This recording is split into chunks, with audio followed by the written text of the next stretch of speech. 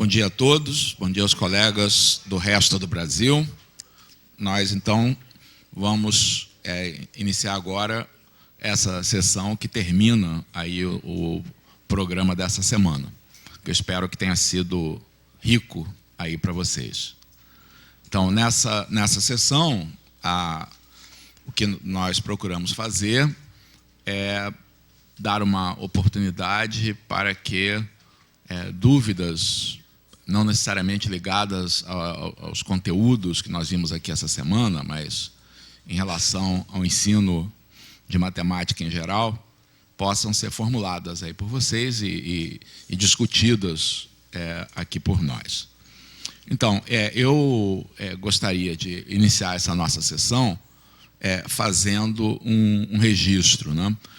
Eu acho que todos nós que militamos na matemática temos, neste momento específico, uma oportunidade adicional para motivar os alunos para aprender matemática, o que todos nós sabemos que não é uma missão muito fácil. Mas eu acho que foi de grande importância aqui para todos nós que trabalhamos com o ensino de matemática, a conquista do Arthur Ávila, ganhando a medalha Fields de matemática. Não somente a conquista em si, mas a oportunidade que ele e outros matemáticos tiveram para aproveitar esse momento para dizer que existe uma possibilidade de carreira, tá, para quem, de fato, quiser se dedicar à matemática. Então, acho que nós temos que aproveitar esse momento, né, para motivar mais os nossos alunos para o estudo da matemática. Essa semana, na verdade, no sábado passado, o jornal O Globo, aqui do Rio de Janeiro, ele publicou um caderno especial com os premiados no concurso Faz Diferença. Então, todo ano, o Globo organiza uma lista de personalidades ou instituições que se destacaram nos diversos setores. Esse ano a gente teve o prazer de aparecer duas vezes. Uma com Arthur Ávila, na categoria Sociedade e Ciência, então dando destaque ao fato dele ter recebido a medalha Fields, né, que é o chamado Nobel da Matemática, e o outro ao IMPA. A premiação do IMPA, apesar do jornal reconhecer a importância do IMPA como centro de pesquisas, a premiação foi na categoria Sociedade e Educação, principalmente pelo envolvimento do IMPA na organização da Olimpíada Brasileira de Matemática das Escolas Públicas, né, que comemorou 10 anos no ano passado, e reescreveu já a história de muitos jovens, né, que puderam se encontrar aí na matemática. Eu acho que é um exemplo que vocês que militam na escola pública têm também para oferecer para os seus alunos, né? Esses exemplos de sucesso, tá, tanto no nível do Arthur, mas como no nível um pouco mais próximo aí dos alunos,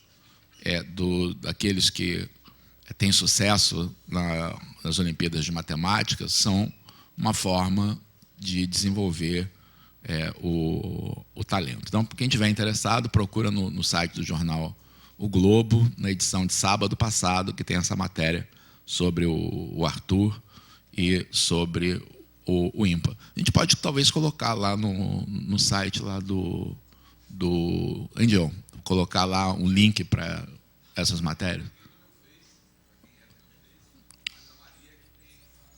Tá, vamos sugerir que isso seja colocado no link dos materiais aí do curso do ensino médio, para que todos vocês tenham acesso a eles. Ok? Então, eu vou passar a palavra aqui ao professor Wagner para começar a responder algumas das perguntas que vieram. Muito bem. Antes de começar com perguntas, eu queria parabenizar as unidades, os polos que estão agregando ao PAPMEN e, desta vez, além dos 67 polos que já trabalham conosco durante essa semana, tivemos 5 adesões dos Institutos Federais de Educação, em particular do Federal de Educação do Maranhão, com o professor Renato Noleto, Instituto Federal de Pernambuco, com o professor Bruno Lopes Oliveira, o Instituto Federal de São Paulo, campus Boituva, com a professora Andréa Gonçalves, Instituto Federal do Piauí, com o professor Bruno de Souza, e o Instituto Federal de Mato Grosso, com a professora Nayara Sartor. Então, o nosso programa realmente continua crescendo e é um sinal, né, do sucesso em que estamos fazendo, não muito por nossa conta, mas por conta de vocês em particular. Bem, em relação às perguntas, vocês devem estar estranhando que o professor Luciano não está aqui. Realmente, ele teve que viajar para São Paulo, para São José do Rio Preto, onde está acontecendo a Semana Olímpica, quer dizer, uma semana em que os premiados da Olimpíada Brasileira se reúnem para treinamento e vão ter a premiação da Olimpíada passada. Mas ele já recebeu algumas perguntas e gravou as respostas, e é isso que nós vamos ver aqui. Então, primeiro, nós vamos ver as respostas do Luciano às perguntas que lhe foram feitas. Olá, bom dia, pessoal. Hoje eu estou participando da sessão de perguntas de forma remota. Eu estou gravando com antecedência porque tem outro evento essa semana, que é a reunião dos premiados da Olimpíada Brasileira de Matemática, que eu estou participando, então eu estou viajando hoje na quarta-feira. Então eu vou deixar as respostas para algumas perguntas legais que chegaram aqui para mim. Primeiro, eu vou comentar essa pergunta da Melissa, de Camboriú. Eu vou usar o quadro aqui para vocês poderem ver. Ela pergunta o seguinte: se tem essa equação x mais y mais z igual a 10, e a pergunta está como resolve. Eu imagino que seja quantas soluções, né? Bom, eu vou fazer o cálculo de quantas soluções. Mas tem uma restrição, porque a gente fez soluções inteiras não negativas em geral, né? A gente fez na aula. Aqui, além de serem positivos, porque eles partem do 1, tem uma restrição do valor máximo de cada variável. Quer dizer, cada variável pode ir no máximo até 6. Parte de 1 e vai no máximo até 6. Tá? Então eu vou mostrar um jeito de fazer isso. Como cada variável só pode ir até 6, nós não queremos soluções em que alguma variável seja 7 ou mais, certo? E é um pouco mais fácil a gente contar essas, as que tem 7 ou mais. Quer ver? Por exemplo, se um deles é 7,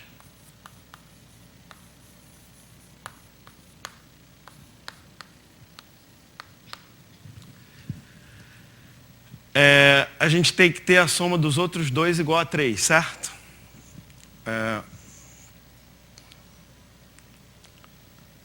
Então, para não escolher um deles, eu vou pegar variáveis quaisquer. A gente tem que ter uma coisa assim. A mais B igual a 3, onde A e B são as outras variáveis que não são 7. E assim por diante. Isso aqui dá para fazer na mão, né? Quantas soluções isso aqui tem, porque para dar 3 e são inteiros positivos, não tem jeito. Um tem que ser 1 e o outro tem que ser 2. Né? Então aqui, ou é 1, 2, ou é 2, 1. Certo? Então, como o outro é 7, fica um total de 6 Peraí. Não são 6, são 6 mesmo, isso mesmo. Porque é 712, 172, 127, ou 721, 271, 217, né? Então aqui tem 6 soluções, certo? Se um deles é 8, aí os outros 2 vão ter que somar 2, certo? E aí só tem uma possibilidade, que é o 1 e 1. Então aqui tem 3. Tem 3 possibilidades, né? Dependendo de quem é o 8. Se o 8 é X, Y ou Z. Tá? Então a gente chega à seguinte conclusão. Do total de soluções sem restrição, certo? Não nos interessam 9 soluções. Todas as que tem o 7, todas as que tem o 8. Ah, Luciano, e por que você não tirou as que tem o 9 e as que tem o 10? Porque se um deles for 9 ou 10, aí não dá para os outros serem positivos, certo? Porque a gente não pode usar o 0. Ok? E aí, nós podemos fazer esse problema reduzindo ao caso de soluções inteiras não negativas, que é o que a gente já fez na aula, mas eu vou preferir dar uma outra alternativa, que é o seguinte. Continua com aquela mesma ideia de colocar 10 palitos para essa equação aqui, né? X mais Y mais Z igual a 10.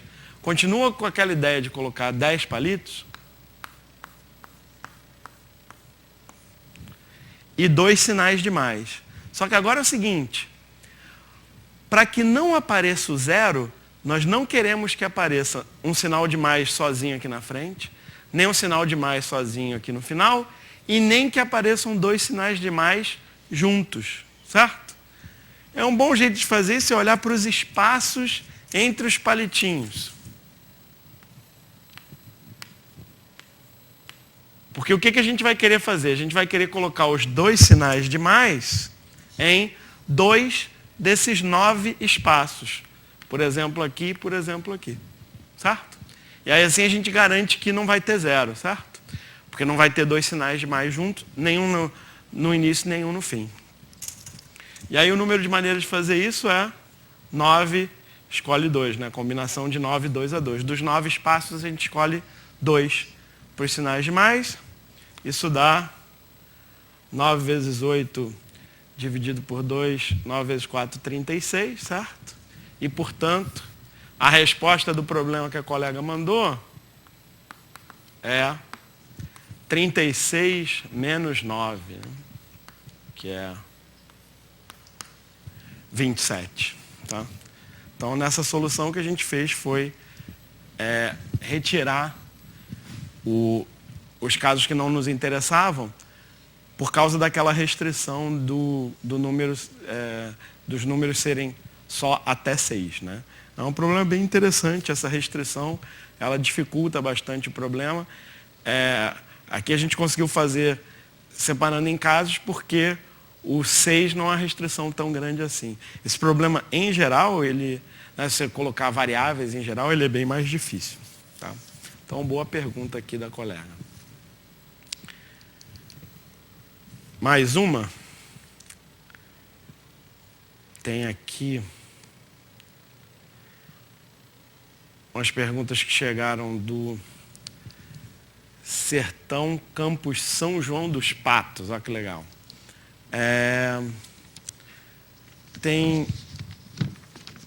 Em particular, tenho grande dificuldade de trabalhar o conteúdo de funções com os meus alunos. Qual de suas bibliografias você indica, considerando como a mais acessível para uma autoaprendizagem? Aqui, sem dúvida, a recomendação principal é o livro Matemática do Ensino Médio, volume 1.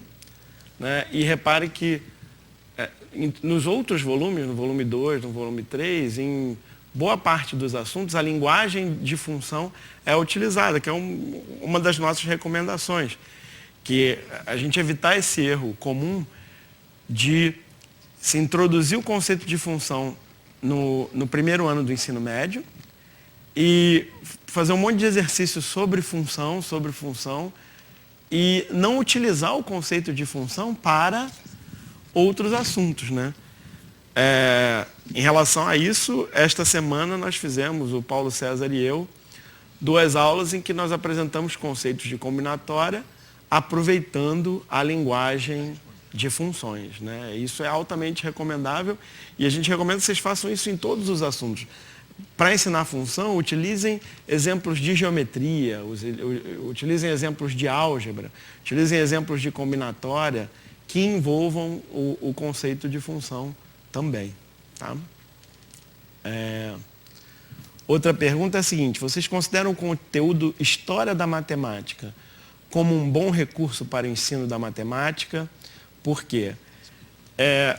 Eu sou altamente favorável a que a gente aproveite o conteúdo de História da Matemática para ensinar matemática, porque a História da Matemática ela nos ajuda a entender as motivações que levaram às descobertas matemáticas. Então, é um bom recurso para a gente envolver os alunos no processo de pensamento que gerou os conceitos, as técnicas que os alunos estão aprendendo. Eles entenderem de onde surgiram as perguntas, porque a verdade é que para a gente conseguir que o aluno compreenda algum conceito, antes a gente tem que ajudá-lo a ter a curiosidade sobre aquele conceito, a entender qual é a pergunta que leva ao desenvolvimento daquele conceito. Então, a História da Matemática, sem dúvida, é um recurso muito viável e muito útil, rico, para atingir essa motivação tão importante para o aprendizado. Tá? Muito boa pergunta. E que conteúdos do ensino médio vocês consideram mais desafiadores para o professor de matemática do ensino médio? Claro que essa é uma pergunta que vai depender de professor para professor, né? A gente nota que por exemplo, há um bom número de professores que relatam dificuldades com probabilidade e combinatória, por exemplo. E esse é um bom exemplo porque combinatória e probabilidade são conteúdos que podem ser aprendidos praticamente sem pré-requisitos, né? Então, isso é bom porque ele torna esse conteúdo acessível a vários diferentes tipos de aluno, mesmo alunos que não tiveram uma base tão forte em álgebra ou outros conteúdos do ensino fundamental. E, ao mesmo tempo, significa que o professor que tenha dificuldade nesses assuntos, ele pode diretamente procurar uma boa fonte, como essas aulas aqui que estão gravadas, os livros, outros materiais, e estudar sem muita necessidade de pré-requisito, né? O que é uma coisa boa. Mas a dificuldade principal de combinatória e probabilidade, na minha opinião, tem a ver com aquela ideia antiga de ensinar tipos de problema, fórmulas que resolvam os problemas, em vez de focar no raciocínio e no pensamento lógico, no desenvolvimento natural das soluções para os problemas. E em relação a outros conteúdos, tem, por exemplo, conteúdos como matrizes, num certo sentido, agora, com certeza determinante, que chegou a ser um conteúdo de ensino médio, é algo que, na minha opinião, está meio fora de lugar no ensino médio. Então, pode acabar gerando dificuldades um tanto artificiais por estar fora de contexto, né? Agora, enfim, todos os conteúdos do ensino médio representam algum tipo de dificuldade, dependendo do professor, da formação do professor, em que momento ele está, né? E a recomendação, em geral, é que você, como professor, busque também essa motivação, que eu falei ainda há pouco, sobre quais são as perguntas interessantes que levaram ao desenvolvimento dessa teoria.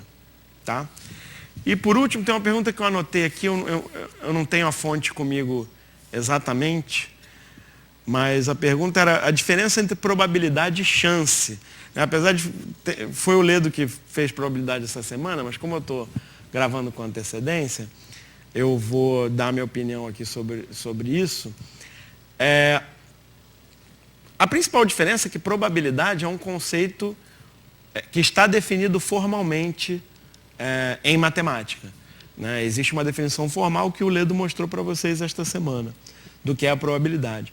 Chance é uma palavra que faz sentido no nosso vocabulário comum e que está relacionada à probabilidade num certo sentido, porque a ideia de probabilidade é medir a chance. Né? Mas a chance, digamos que é um conceito intuitivo. É a ideia de que quando você realiza um experimento aleatório, diferentes resultados podem ou não ocorrer e cada um desses resultados tem uma chance maior ou menor de ocorrer. Se a gente lança 2 dados e olha a soma dos resultados, é bastante intuitivo para a maioria das pessoas perceber que a chance de sair soma 7 deve ser maior do que a chance de sair soma 2. Mas essa é uma ideia intuitiva. A probabilidade, ela tem a intenção de medir, de quantificar essa chance de algum resultado ocorrer. Né? Mas é isso. Essa é a ideia intuitiva do que seria probabilidade. Formalmente, probabilidade é uma função com umas propriedades, como o Ledo colocou. Né? Então, digamos que chance é a ideia intuitiva que gerou o conceito formal de probabilidade. Tá bom? Então, pessoal, de minha parte é isso aqui. Obrigado pelas ótimas perguntas. Parabéns pelo empenho aqui no curso. Espero que vocês tenham aproveitado bastante. Tá bom? Até logo. Muito bem. Vamos aproveitar aí para sobre o que o Luciano respondeu. Muitas das perguntas que o Luciano respondeu, na verdade, são opinativas, né? Então, pode ser que não necessariamente todos nós tenhamos a mesma opinião. Eu queria fazer um comentário, em particular, a respeito do que ele acabou de falar sobre chance. Em português, normalmente, quando se fala em chance, o significado que a maior parte das pessoas atribui a essa palavra é esse que o Luciano falou. Só que tem também um significado um pouco mais técnico, que é como a tradução da palavra em inglês odds, O-D-D-S. Então, odds em inglês, que quando é traduzido para português é traduzido como chance, é uma medida de probabilidade também, mas que expressa como a razão entre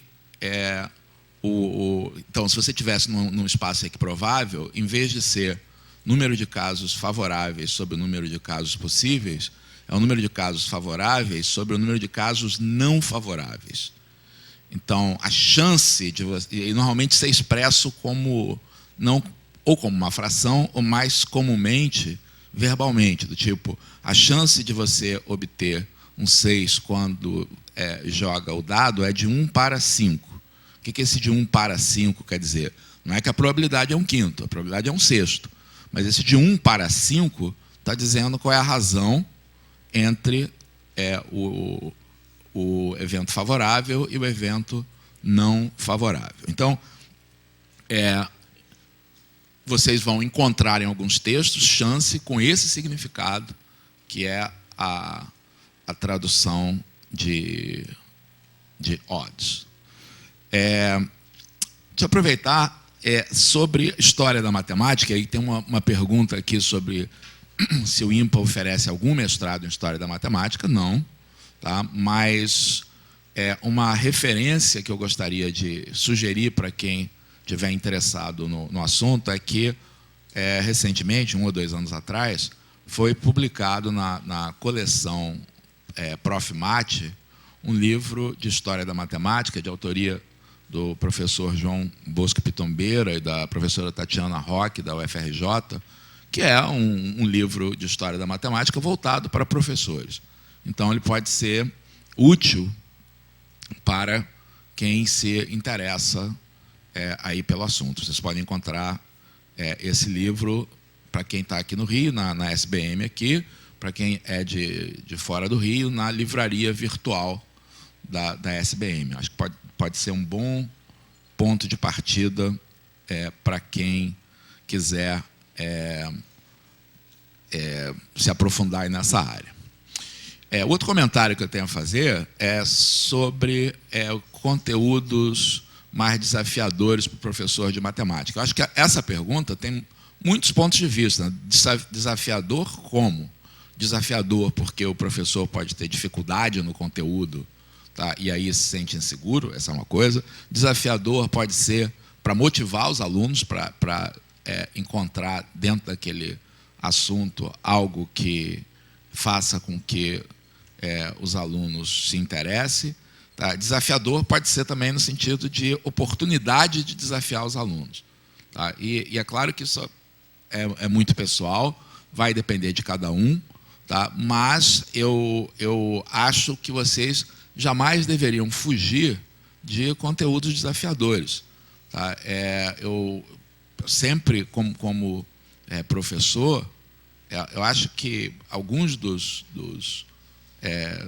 cursos que depois eu achei que tinham sido melhores, aqueles em que eu não conhecia completamente o assunto antes de começar o curso, porque quando você aprende junto com os alunos, tá, você tem uma oportunidade de fazer um trabalho que talvez seja que você consegue se relacionar com a dificuldade que os alunos estão tendo. Tá? Então, isso especialmente é um convite para vocês usarem nas suas aulas materiais que sejam desafiadores para vocês também, como, por exemplo, material das Olimpíadas. Né? Se vocês colocam com o aluno dizendo, olha, isso aqui é difícil, vou estar aprendendo junto com vocês, eu nunca vi aluno ter dificuldade com esse tipo de posicionamento. Deixa eu passar aqui para o Wagner e para o Ledo. Calma, Ledo, já vou passar para você. Eu estava dando aula quando uma coisinha mínima aconteceu em que um resultado que era uma fração que eu não racionalizei, e aí esse mínimo detalhe acarretou uma chuva de perguntas, e vou falar duas delas. Uma diz assim, quando se pergunta ao aluno qual é a tangente de 30 graus, aí o aluno, se ele responde 1 sobre raiz de 3, muitos professores descontam 1/10 ou 2/10 porque ele não racionalizou. Isso está certo? Pois é. Sabe que isso ocorre mesmo? Que o aluno que deixou 1 sobre raiz de 3 para a tangente de 30 graus, o que é absolutamente correto, não é? E, enfim, se ele não racionalizou, o professor corta 1/10 ou 2/10 dele. Na minha opinião, isso não tem absolutamente nada a ver. Hoje em dia, racionalizar ou não é uma questão de gosto, de você eventualmente apresentar um resultado mais bonito, mais elegante, mas não se pode dizer que esteja errado, nem muito menos penalizar o aluno por não ter racionalizado. Tá? Essa é a minha opinião. E ligado a essa pergunta, aqui do Rio de Janeiro, me perguntaram assim, pois numa questão discursiva do vestibular, eu acho que foi da UERJ, o gabarito de uma certa questão que pedia um ângulo, deu como resposta 27 graus e 30 minutos. Aí um aluno respondeu 27,5 graus, ele está preocupado se vão descontar ponto dele. O que vocês acham? Se o gabarito de uma prova deu como resposta 27 graus e 30 minutos, o aluno colocou 27,5 graus, ele deve ser penalizado? É a minha opinião também. Enfim, antigamente, exprimir as coisas em graus, minutos e segundos era um hábito comum. Hoje em dia, as máquinas não funcionam bem assim, né? Por exemplo, eu acabei de ver, eu imagino que eu esteja desorientado, então eu quero saber onde eu estou agora. Aí eu consultei aqui o GPS para saber onde estou. Aí ele me disse que a minha latitude atualmente é de 22,96539 graus. Ou seja, graus expressos como números decimais, porque são mais fáceis de você fazer as contas e tudo mais, né? Então, essa é outra razão. Exprimir um ângulo em graus, minutos e segundos, ou como graus decimais, também, hoje em dia, é indiferente. Ledo, é com você. Bom dia a todos. Primeiro, surgiu aqui uma pergunta da coordenadora Liliane, Universidade Federal do Paraná, em cima de uma das questões que nós fizemos no horário da tarde, aquela do sangue, tipo sanguíneo, tipo A, tipo O, tipo AB. Ela está falando assim, houve uma discussão, quando se diz que 70% dos alunos não possuem sangue tipo A, se pode afirmar com certeza absoluta de que 30% é do tipo A? Pode. Quando você diz que... Por que a pergunta é isso? Porque poderia ser do tipo B, do tipo O ou do tipo AB. Não. Quando você diz que alguma coisa não acontece, você inclui nesse grupo das coisas que não acontecem tudo que não seja o acontecimento que você está considerando. Não ter sangue tipo A significa que tem tipo O, tipo AB ou tipo B. Tá? Sobrou o quê? Sobrou o A. Tem que ser 30%, não tem discussão quanto a isso. Tem uma outra que eu achei interessante. A probabilidade de, ao escolher um ponto em um círculo, o ponto ser o centro é 0. Certo? Certo. Pela probabilidade geométrica, isso é certo, porque a área de um ponto é 0. Tá certo? Aí ele fala assim, mas 0 não é a probabilidade do evento impossível? É impossível escolher o centro? Olha só, é verdade que se o evento é impossível, a probabilidade é 0. Mas não é verdade, obrigatoriamente, que se a probabilidade é 0, o evento é impossível. Porque se você estiver trabalhando com espaço amostral infinito, probabilidade 0 não significa ser impossível. Tá? E no caso de você escolher um ponto num círculo, você tem um espaço amostral com uma infinidade de pontos. Tá certo? Se o espaço amostral for finito, é verdade que se a probabilidade for 0, o evento é impossível. Em espaços amostrais finitos. Mas me conta aqui uma coisa que me mandaram, eu não entendi direito não, mas eu acho que a gente consegue imaginar. Olha só, com quantos anos a maior chance em ganhar na loteria uma pessoa que aposta sempre os mesmos números? É legal a pergunta, porque tem um monte de ideias de probabilidade por trás que são distorcidas.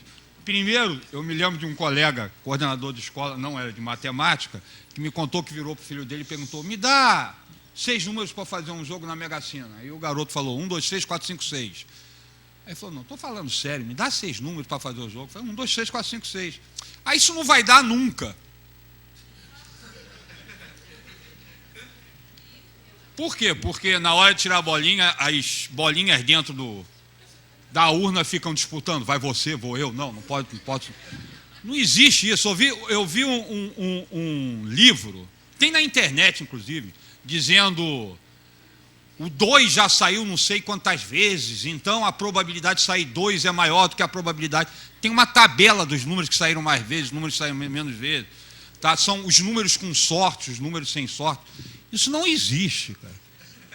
Tá certo? Então, você jogar toda semana o mesmo jogo, ou a cada semana mudar de jogo, você não mudou em nada a sua chance, a sua probabilidade de acertar. E a chance também, né? Mas tem uma coisa que é curiosa, é a seguinte.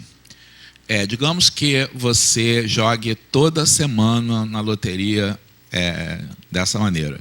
Em que semana você tem a maior chance de ganhar pela primeira vez? Vamos fazer um problema mais simples aí. Tem um dado, tá? 6 faces. É a mesma coisa. É exatamente a mesma coisa, mas aí a gente consegue se relacionar melhor. Você joga o dado até você tirar 6. Então, em que jogada é mais provável que você observe o 6 pela primeira vez? Hein? Claro que qualquer uma pode ser, mas esse é evento, é um experimento aleatório bem definido. Tá? Você tem probabilidades associadas ao 6 sair na primeira jogada, sair na segunda jogada, etc. Então, isso é um problema matemático. Pode ser resolvido. Então, em que jogada você acha que é o mais provável que a gente observe o 6 pela primeira vez? Estou falando isso que isso é uma coisa um pouco anti-intuitiva. Que jogada? A resposta é que é na primeira jogada. Porque a probabilidade de sair o 6 na primeira jogada é 1/6.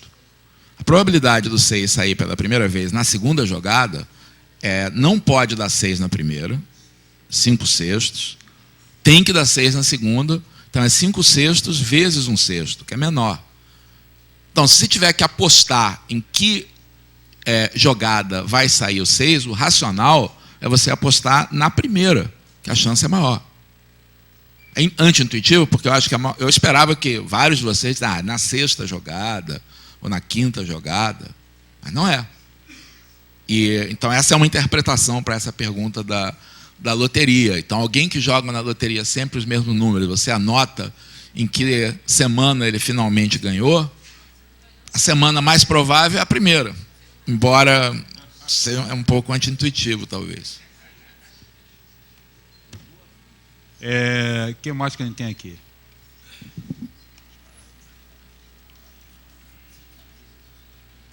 Aqui tem uma pergunta que não é com matemática para valer. O que os inspirou a serem professores de matemática? Meu primeiro curso de universitário foi engenharia. E tem um monte de gente.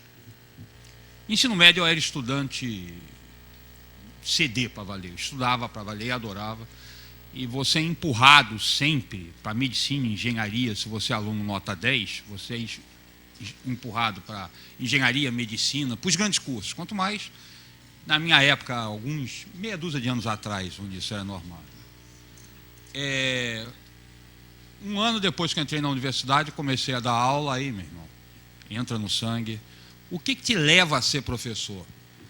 Eu, por exemplo, acho que eu nasci professor e a profissão me escolheu, não eu escolhi a profissão. Eu ia ser professor de qualquer jeito. Mas eu sempre tive curiosidade de saber por que, essa pergunta, por que as pessoas se mantiveram, ou gostaram, resolveram se dedicar à matemática. E fiz essa pergunta para um monte de professores, um monte de pessoas ligadas à matemática. O Morgado, por exemplo, meu grande mestre, eu me lembro de uma vez perguntar para ele o que ele seria se não fosse professor de matemática. A resposta dele: seria professor de outra disciplina. Tá? A resposta que eu obtive com frequência, e é a mesma que eu dou, é o que me fez estudar matemática, não ser professor, mas estudar matemática, é porque ela é bonita. Ela é linda. A matemática é uma coisa linda. E os alunos podem, com frequência, não entender, como você fala assim, que problema bonito esse. Tá? Mas todo mundo aqui entende quando um de nós fala: esse problema é lindo. Tá certo? O que eu tive como resposta diversas vezes, de um monte de professores: por que vocês se dedicaram à matemática?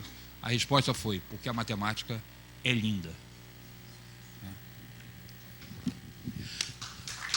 Boa, Ledo. Muito bem. Uma pergunta que também veio de 3 lugares diferentes. Eu mostrei na nossa aula da pirâmide, onde nós calculamos distâncias, ângulos, etc., não é? Apareceu esse desenho em que eu fiz uma coisinha assim, né? Mudei a maneira de ver. Aí escreveram se eu estava usando o GeoGebra 3D. Não, a pergunta é uma pergunta, né? Porque eu posso manipular a pirâmide, olhar de diversos ângulos, né? A resposta não. Isso que vocês estão vendo é só uma ilusão. Não é o GeoGebra 3D, aí é o GeoGebra lindamente 2D. Mas como querem saber como é que faz esse movimento, então é assim que a gente faz. Ó. Então eu vou construir uma circunferência com um raio, enfim, qualquer. E vou construir um quadrado inscrito aí dentro. Então, vou pegar um ponto A, vou construir o vértice oposto. Esse mouse aqui está horrível. O vértice oposto está aqui.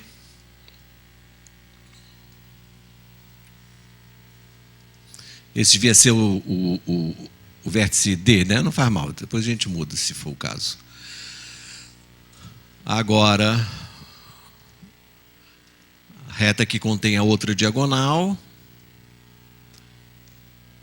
e as interseções da circunferência com... Pronto. Então, já existe aqui um quadrado ACBD. Pronto. Agora a gente pode esconder as coisas, né? Enfim, essas retas não interessam. E só com o que está aí, eu posso, evidentemente, girar esse quadrado aqui dentro. Epa. E agora, como é que eu transformo isso para dar uma impressão de... Desculpe, esse mouse aqui que não funciona.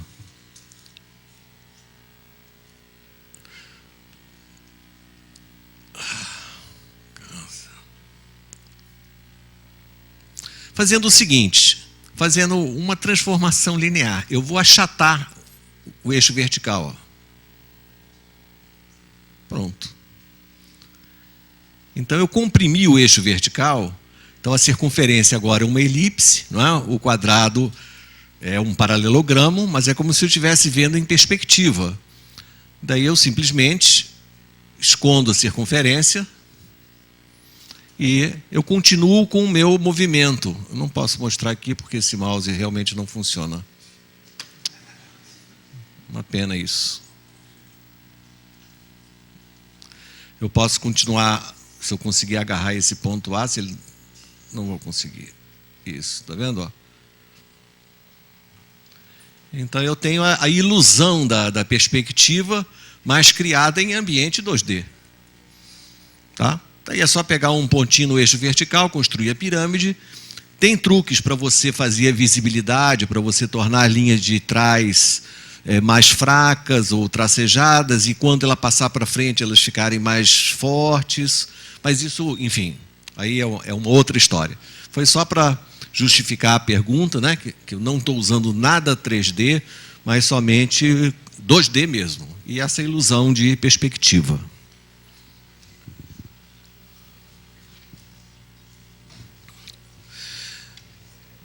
Bom, uma outra pergunta, terminando aqui, é uma pergunta que eu acho que vai ter comentários de nós três.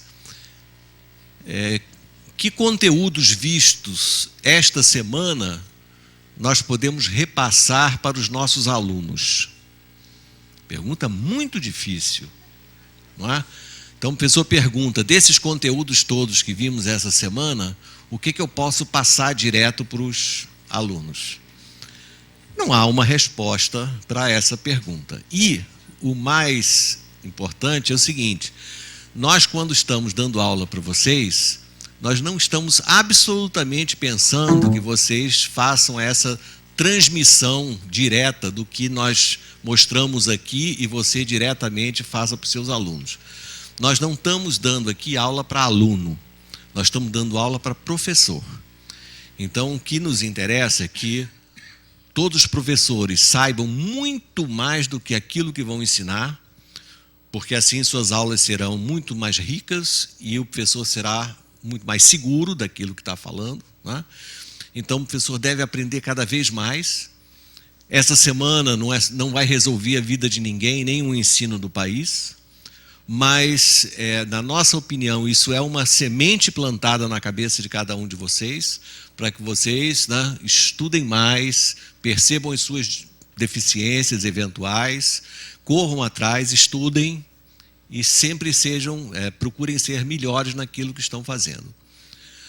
Tudo que nós vimos aqui vai passar, então, por um filtro que fica no interior da sua cabeça, e isso também vai estar de acordo com a turma que você tem na sua frente. Então, você que vai decidir o que você pode, do que você aprendeu aqui, fazer chegar de forma inteligível e útil aos seus alunos, né? Então, nós não temos essa preocupação de dar aula aqui para vocês, para que vocês simplesmente reproduzam automaticamente esses conteúdos na escola.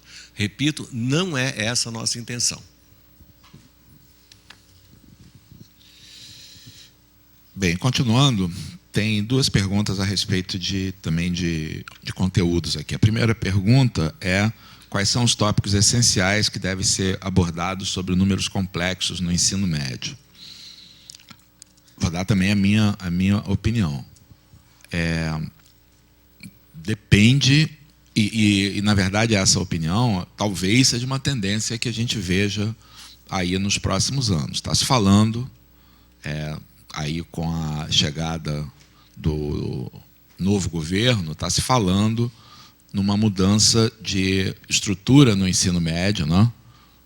De tal maneira que os alunos voltem a ter um ensino médio da época em que nós tivemos. Então, quando, não sei se o Ledo, mas eu e o Wagner certamente, quando fizemos o ensino médio, ele era dividido já por áreas, né? Então tinha o científico, né? O científico, na verdade, em duas modalidades para quem ia fazer engenharia ou medicina, e tinha o clássico, né? Que eram para aqueles que queriam distância da matemática, principalmente, né? Então, o que acontece aí com números complexos é que no ensino médio de hoje, que envolve alunos que vão para todas as áreas de especialidade, eu acho que números complexos não é um assunto prioritário. Em particular, acho que não adianta nada o aluno aprender que número complexo é A mais BI, aprender a fazer as continhas aí com números complexos e pronto. O que eu acho que todo aluno, ao sair do ensino médio, devia saber é até mais o contexto histórico dos números complexos. Para que os números complexos apareceram? E aí não foi para resolver, para que a equação de segundo grau tivesse raiz. Tá? Essa é uma resposta que muitas vezes a gente dá para os tá vendo a fórmula de resolução da equação de segundo grau? Aquela raiz quadrada nem sempre existe, então, para que sempre funcione, a gente vai definir. Não foi para isso. Na verdade, os números complexos apareceram quando se chegou à fórmula de resolução das equações de terceiro grau. Porque para as equações de terceiro grau, você tem contas intermediárias que dependem de números complexos. Então, essa coisa cultural, histórica dos números complexos, eu acho que os alunos deveriam conhecer. Agora, fazer um arremedo de ensinar número complexo. Tá? Hoje vamos aprender número complexo. Número complexo é A mais BI. É assim que faz soma, assim que faz multiplicação, vou te ensinar um truque para fazer divisão e acabou. Não adianta nada, é melhor não ensinar. É melhor você gastar esse tempo para os alunos aprenderem de verdade outro conteúdo. Não sei se o Wagner ou o Ledo gostariam de comentar alguma coisa a esse respeito. Quando nós, eu e Paulo César, fomos para a universidade, né? Nós fizemos o nosso ensino médio e fizemos vestibular, né? E o vestibular tinha provas que eram pré-requisitos para aquilo que ia ser ensinado na faculdade. Hoje em dia, com o Enem, né, nós chegamos a uma situação completamente maluca, na minha opinião, em que, se você olha detalhadamente os conteúdos, né, os objetos do conhecimento, como é moda falar hoje, você tem no Enem 13 matérias. Vai contar, vai achar 13. Então, quer dizer que, independente do que o aluno pretenda no seu curso superior, ele tem que ter uma certa habilidade em 13 matérias. E isso nos mostra que o Brasil, atualmente, é o único país do mundo em que isso ocorre. É o único país do mundo em que você, para ganhar uma vaga na faculdade, você tem que mostrar conhecimentos em 13 matérias. Então, alguma coisa realmente tem que se modificar, né? Porque há vários conteúdos que absolutamente não interessam para certas áreas, enquanto que para outras eles são absolutamente fundamentais. Isso sem falar, não vou aqui entrar em exame do Enem, né? A redação é a coisa que mais vale, né? Então, é possível você passar para engenharia, por exemplo, se você faz uma boa redação e você não precisa saber grande coisa de matemática, mas se for mais ou menos bem em outras matérias, você consegue uma vaga. Então, realmente, pensar em mudar um pouquinho esse ensino médio, eu acho ótimo. Leandro, quer acrescentar alguma coisa? Só em cima da ideia do que se faz aqui na sala, aqui nos nossos encontros, de trabalhar com conteúdos matemáticos especificamente ligados ao conhecimento que o professor tem, aprofundamento desse conhecimento. O que se vai fazer de fato em sala de aula depende da sala de aula que você tem. Tá? Depende de uma série de fatores, e uma delas é onde você está. A realidade de sua possibilidade de trabalho. A primeira escola pública que eu peguei, o endereço dela era Estrada da Solidão sem número. Tá? Era no interior de Belford Roxo. Presta atenção. Existe um lugar que é interior de Belford Roxo. Tá? Maravilhoso, trabalhava com curso de normal lá. Muito boa, mas os alunos saíam do centro da cidade, pegavam um ônibus espetacular, que eles chamavam de kamikaze, tá certo? Para chegar à minha sala de aula e com frequência atrasada, a gente fazia o trabalho, etc. Então, eu estou com uma realidade na mão e ali eu vou tentar adaptar o máximo que eu posso, todo o conhecimento que eu tenho, conhecimento didático, de matemática, do que for, para dar aquele trabalho. Trabalhei também em colégios de ponta da Zona Sul do Rio de Janeiro. Eu tenho uma outra realidade na mão. Vou fazer um outro trabalho. Tá? Não, tem que trabalhar todo mundo igual. Isso é maluquice. Não preciso falar isso, porque vocês sabem disso. Se vocês entrarem num cursinho preparatório para a escola militar, para a escola técnica, o trabalho é um. Se você entrar numa escola normal para dar aula, como essa na escola que eu trabalhava, o trabalho é outro. Você vai focar outro tipo de trabalho. Tá certo? Agora, para fazer a adaptação, você só adapta, só faz a transposição didática se você tiver o que adaptar. E esse o que adaptar é o que a gente tenta, da melhor forma possível, apresentar aqui. Tá certo?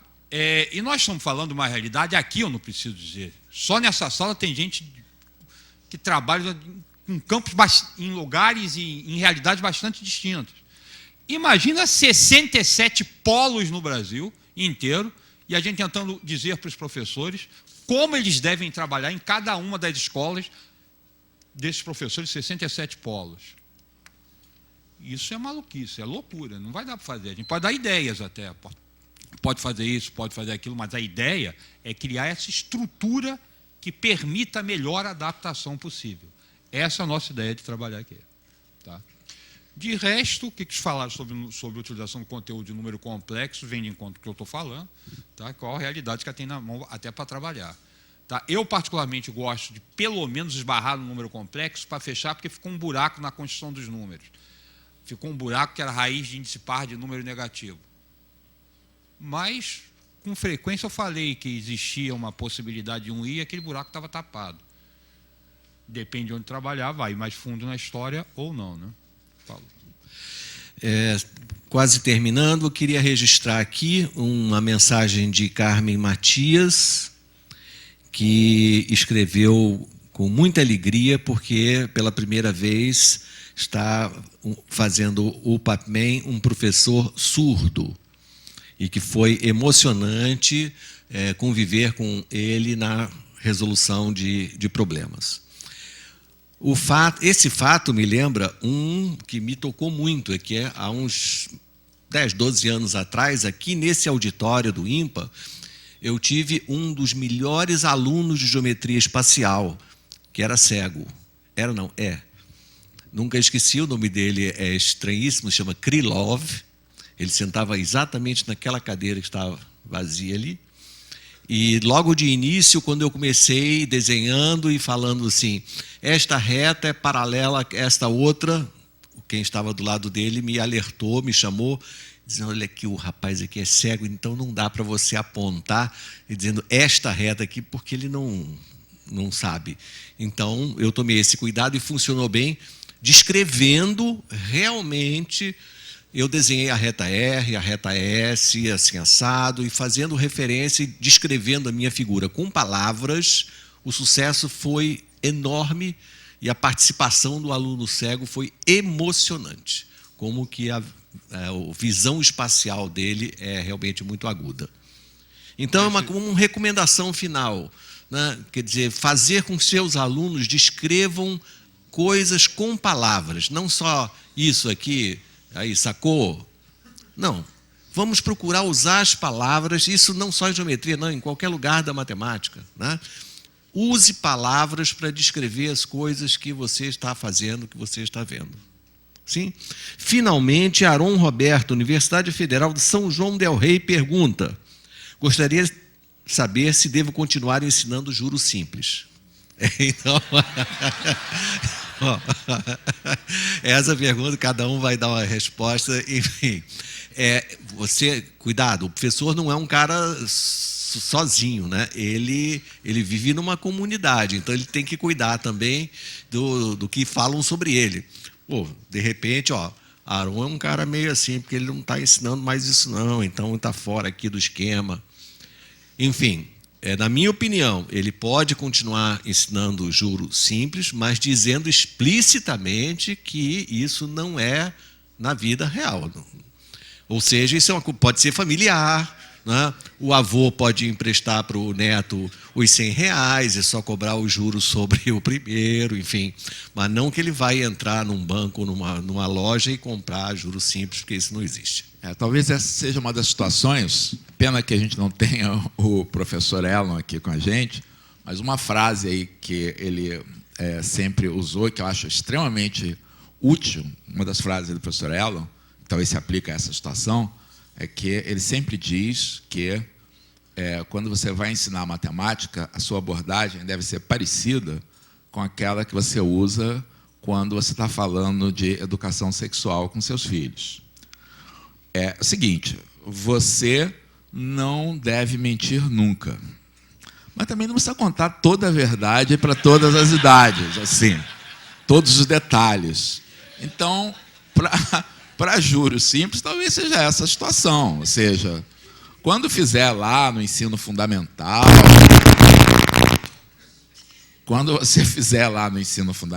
acho que você vai ter que, se o seu livro didático tem juros simples, é difícil fugir disso, vai ter que trabalhar com isso.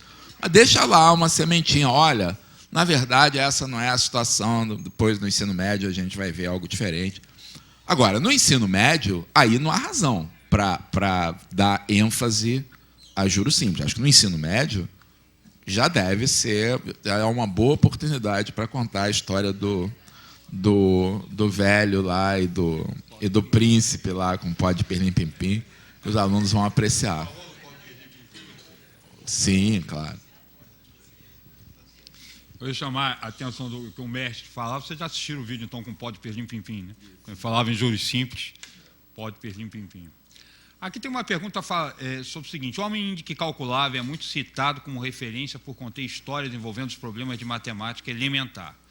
Vocês poderiam citar alguns outros títulos Hoje tem uma série de títulos com isso. Tá? Primeiro, deixar claro o seguinte, O Homem Calculava, na minha opinião, uma obra-prima, inclusive eu cobrava O Homem Calculava, eu dava prova de livro com frequência, porque eu trabalhei numa das escolas onde Júlio César de Mello e Souza trabalhou.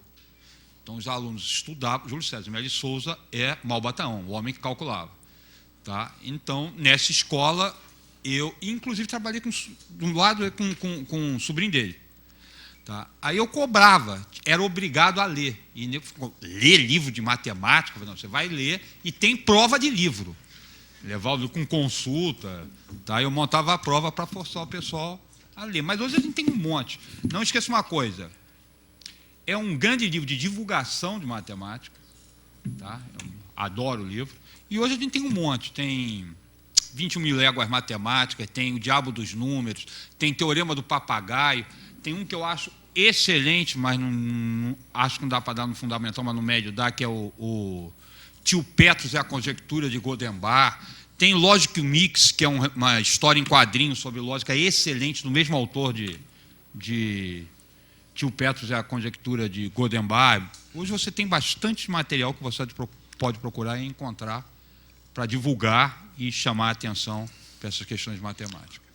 Uma pergunta. Ledo, quando é que você vai fazer os seus escritos virarem um livro? Porque eu não sei se vocês sabem, mas o Ledo é uma pessoa que tem vários artigos nesse sentido, né, de explorar a ligação entre matemática e literatura. Tem um blog, tem alguma coisa assim, onde as pessoas... Deixa eu falar o seguinte. Primeiro, nem todos... Acho que vocês sabem, não sei se todo mundo, mas eu estive aí onde vocês estão sentados. Tá? Eu sou discípulo dos mestres há muito tempo, muito tempo. Esses livros que estão na mão de vocês estavam em brochura. Pela primeira vez que eu peguei, estava em espiral, para vocês terem uma ideia. Tá? E, inclusive, eu tive contato com o cego, que eu virava para ele e falava, para de brincadeira, começa a falar, fala que você está mentindo, cara.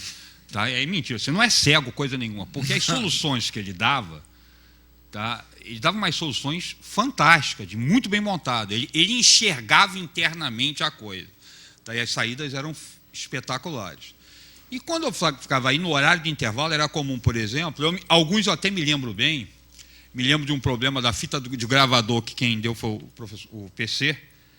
Eu ia para casa, ficava pensando nos problemas e criava história em cima dos problemas. Eu criava uma estrutura que envolvesse o problema. E dava um bocado de dor de cabeça, inclusive, porque com frequência eu criava uma história e para ela ficar factível, ter alguma verossimilhança, eu tinha que adaptar os dados que eles apresentavam. Tá? E aí me dava um bom dor de cabeça, aí eu montava as listas e no horário de intervalo do cafezinho eu distribuía esses textos para o pessoal ler. Tá? Com isso, acho que eu acabei colecionando uma série desse material e existe um livro, na minha estante, porque eu só tenho esse exemplar, chamado Contas e Contos. Tá? Que eu estou esperando estar na mão de uma pessoa fazendo a editoração para ver se ele sai. Tá? Se Deus quiser, vai sair. O mestre Elon me cobra o tempo todo e eles também. Muito bem. Acho que cobrimos aqui a maior parte das perguntas que foram formuladas. Então, acho que chegou o momento aí da gente se despedir e certamente esperamos em contar com a presença de vários de vocês no nosso próximo curso. Acho que não temos data ainda, mas certamente vai ser durante o mês de julho. Provavelmente focando o livro Temas e Problemas Elementares, porque a gente espera que vários de vocês, estimula vários de vocês a fazerem isso, vários de vocês estejam se preparando para o exame do Profmat. Né? Então, nós tradicionalmente temos no curso de julho tentado ajudar a quem está se preparando aí para esse exame. Então, bom retorno aí para todos e nos vemos em julho.